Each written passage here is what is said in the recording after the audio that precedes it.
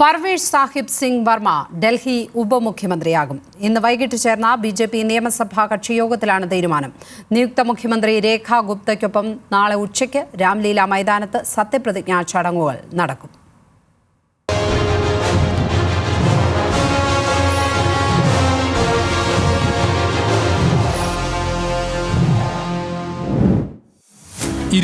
വർഷത്തെ ഇടവേളയ്ക്ക് ശേഷം ഡൽഹിയുടെ അധികാര ചരിത്രം ബി.ജെ.പി. തിരുത്തിയപ്പോൾ ആം ആദ്മി പാർട്ടിയുടെ അനിശ്ചിത നേതാവായ അരവിന്ദ് കെജ്രിവാളിനെ പരാജയപ്പെടുത്തിയാണ് പർവേഷ് സാഹിബ് സിംഗ് വർമ്മ എന്ന പർവേഷ് വർമ്മ വീണ്ടും ശ്രദ്ധേയനായത്.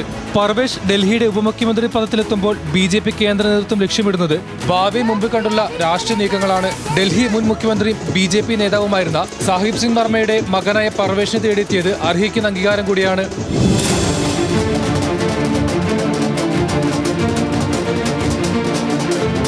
കോൺഗ്രസ് നേതാവും സ്പീക്കറുമായിരുന്ന യോഗാനന്ദ ശാസ്ത്രിയെ പരാജയപ്പെടുത്തിയാണ് 2013 മെഹ്റോളി നിയോജക മണ്ഡലത്തിൽ നിന്നും പർവേഷ് വർമ്മ ആദ്യമായി നിയമസഭയിലെത്തിയത്.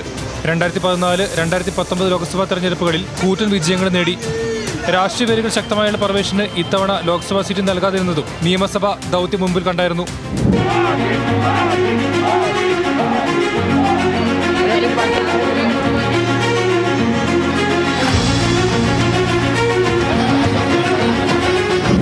എംപിമാരുടെ വേതനം സംബന്ധിച്ച സംയുക്ത പാർലമെന്ററി സമിതിയിലും നഗരവികസന സ്റ്റാൻഡിംഗ് കമ്മിറ്റിയിലും പർവേഷ് അംഗമായിരുന്നു. 2019 പൊതു തെരഞ്ഞെടുപ്പിൽ കോൺഗ്രസ് എതിരാളിയായ മഹാബൽ മിശ്രയെ 5,78,486 വോട്ടുകൾക്ക് പരാജയപ്പെടുത്തിയ ചരിത്രവും ഈ ബി.ജെ.പി. നേതാവിനുണ്ട്. മുഖ്യമന്ത്രി രേഖ ഗുപ്തയ്ക്കൊപ്പം ഉപമുഖ്യമന്ത്രിയായി പർവേഷ് വർമ്മയുടെ സത്യപ്രതിജ്ഞ നാളെ രാവിലെ 11 മണിക്ക് രാംലീല മൈതാനത്ത് നടക്കും. National desk, news Malayalam.